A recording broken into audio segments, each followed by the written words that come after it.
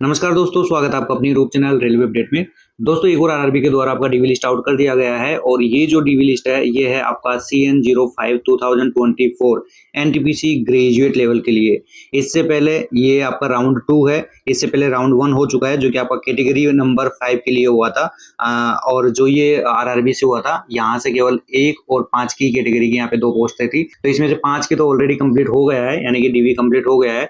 यहाँ पे जो कैटेगरी नंबर 1 है उसके लिए यहाँ पे कैंडिडेट शॉर्टलिस्ट किए गए हैं। तो चलिए दोस्तों, इस वीडियो के अंदर हम देखने वाले हैं block date and DV date, साथ में यहाँ पे इंपॉर्टेंट पॉइंट्स, क्या क्या इंपॉर्टेंट पॉइंट दिए गए हैं। अगर आप हमारे चैनल पर न्यू हो तो प्लीज चैनल को सब्सक्राइब जरूर कर लीजिएगा और बेल आइकन को ऑन कर दीजिएगा। साथ में टेलीग्राम चैनल को ज्वाइन नहीं किया तो उसको भी ज्वाइन कर लीजिएगा। पीडीएफ से रिलेटेड अपडेट वहीं पे मिलती है। तो देखिए दोस्तों, सबसे पहले आरआरबी की बात करते हैं। तो ये है आपका आरआरबी मुजफ्फरपुर, जिसके द्वारा यहाँ पे आपका CN05 2024 जो की पोस्ट है आपकी चीफ कॉमर्शियल कम टिकट सुपरवाइजर, यानी कि आपका CCTS की पोस्ट है जो कि आपकी कैटेगरी नंबर 1 है। ये लेवल 6 की पोस्ट है आपकी। ठीक है, यहाँ पे आपका जो कैंडिडेट का डॉक्यूमेंट और मेडिकल एग्जामिनेशन रखा गया है तो वो आपका 24 अगस्त रखा गया है, 24 अगस्त 2026। एंड आपकी जो ब्लॉक डेट रखी गई है वो 9 सितंबर 2026 रखी गई है। पोस्ट के लिए है आपका CCTS के लिए। ठीक है, बाकी यहाँ पे बोला गया है कि जो आपका चीफ कॉमर्शियल कम टिकट सुपरवाइजर लेवल 6 की पोस्ट है, इसलिए इसके लिए जो कैंडिडेट को प्रोविजनली शॉर्टलिस्ट किया गया है वो आपका डीवी का राउंड 2 है, क्योंकि ऑलरेडी 1 जो है आपका कैटेगरी नंबर 5 के लिए हो चुका है इसलिए। और यहाँ पे आपका डॉक्यूमेंट वेरिफिकेशन वगैरह होगा, इसके लिए बोला गया है। जिन कैंडिडेट्स का यहाँ पे सिलेक्ट किया गया है उनको कहाँ पे जाना है, तो आपका office of the railway recruitment board, Muzaffarpur, लीची बागान, मारीपुर, मुजफ्फरपुर, बिहार। यहाँ का पिन कोड है 842001। बाकी यहाँ पे सेम थिंग बोली गई है दोस्तों कि आपका SMS और ईमेल के द्वारा अलर्ट भेजे जा रहे हैं जो कि कैंडिडेट के mobile number, register mobile number और ईमेल आईडी है उसके ऊपर। किस लिए, तो आपका ई-कोलेटर डाउनलोडिंग के लिए कि आप आरआरबी के ऑफिशियल वेबसाइट से डाउनलोड कर सकते हैं। साथ में यहाँ पे कैंडिडेट को A4 साइज के अंदर सारे के सारे डॉक्यूमेंट्स लेके जाने हैं। 2 सेट यहाँ पे फोटोकॉपी करवानी है, 2 सेट बना के ले जाने, जितने भी आपके ओरिजिनल डॉक्यूमेंट्स है उनका साथ में सेल्फ अटेस्टेड करके ले जानी है।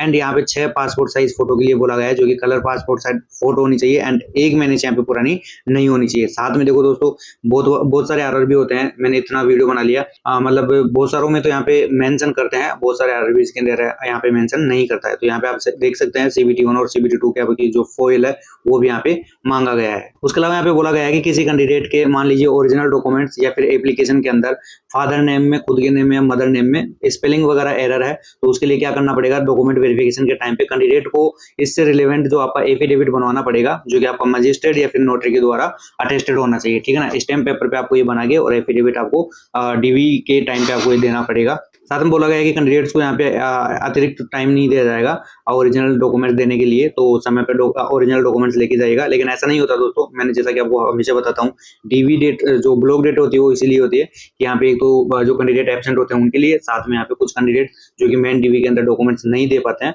उनके लिए भी ये होता है। फिर बोला गया है कि जो आपका मेडिकल एग्जामिनेशन होगा वो आपके डीवी के नेक्स्ट डे यहाँ पे हो जाएगा।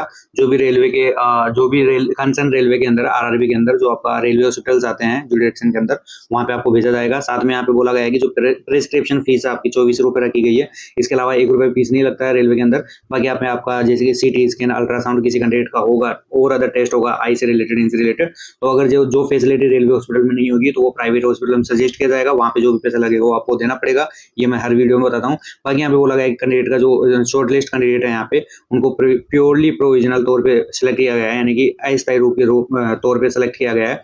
उनके द्वारा दी गई यहाँ पे आपकी जो डेफिशिएंसी होती है, यानी कमियां या फिर आपकी जो गलतियां या फिर आपकी ऐसे समझ लीजिए आप कोई भी जानकारी दे रहे हैं वो अधूरी दे रहे हैं, सही नहीं है, तो आपका जो कैंडिडेचर है वो कैंसिल किया जा सकता है इस स्थिति में। एंड उसके अलावा यहाँ पे ऐसा कोई इंपॉर्टेंट पॉइंट नहीं है दोस्तों जो कि बताने लायक हो। यहाँ पे आप देख सकते हैं ब्लॉक डेट से रिलेटेड, तो उससे पहले आप यहाँ पे देख सकते हैं जो आपका ऑनलाइन डॉक्यूमेंट वेरिफिकेशन पोर्टल है OIRMS, इसके ऊपर सारे के सारे रिक्वायरमेंट डॉक्यूमेंट्स आपको अपलोड करने हैं रंगीन के अंदर एज इट इज, आपको स्कैन करके, ठीक है, कलर वगैरह कुछ चेंज नहीं करना। साथ में आपको फोटो, लेटेस्ट फोटो, आपका सिग्नेचर एंड आपके 2 आइडेंटिफिकेशन मार्क ये भी अपलोड करना है। ठीक है, और ये जो OIRMS पोर्टल है आपका 10 दिन पहले एक्टिव हो जाएगा आपकी डीवी डेट से, तो ये आप देख लीजिएगा। बाकी आपकी जो ब्लॉक डेट रखी गई है वो 9/9/2026 रखी गई है, 9 सितंबर रखी गई है, जो जैसा कि मैंने आपको बता दिया था, जो कि एब्सेंट कैंडिडेट रहेंगे उनके लिए।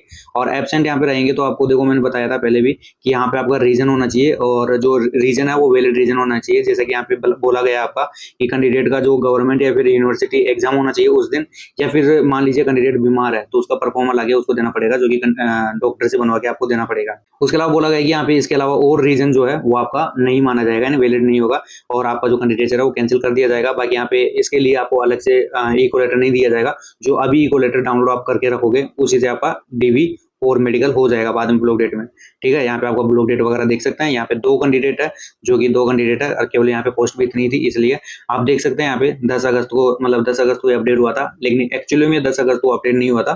कल तक मैं रात में क्या, मैं सुबह 4 बजे तक मैं चेक किया था, नाइट ड्यूटी था ना मेरा, तो रात में मैं पूरी ऑल आरआरबीज को यहाँ पे चेक किया था, तो सुबह तक कोई अपडेट नहीं था।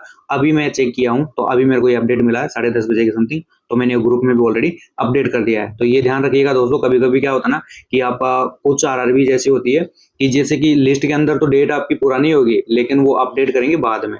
तो ये बहुत बहुत बार देखा हूँ मैं, और ये भी ऐसा ही हुआ है। सेम ये आज की डेट में होना चाहिए 11 तारीख, लेकिन लिस्ट के अंदर 10 तारीख है और अपडेट आपकी 11 तारीख हुआ है। ठीक है ना दोस्तों, आई होप दोस्तों वीडियो हेल्पफुल रहा होगा। हेल्पफुल रहे तो लाइक कीजिए, शेयर कीजिए और चैनल को अभी तक सब्सक्राइब नहीं है सब्सक्राइब जरूर कर लीजिएगा। मिलते हैं अगले वीडियो में, धन्यवाद दोस्तों।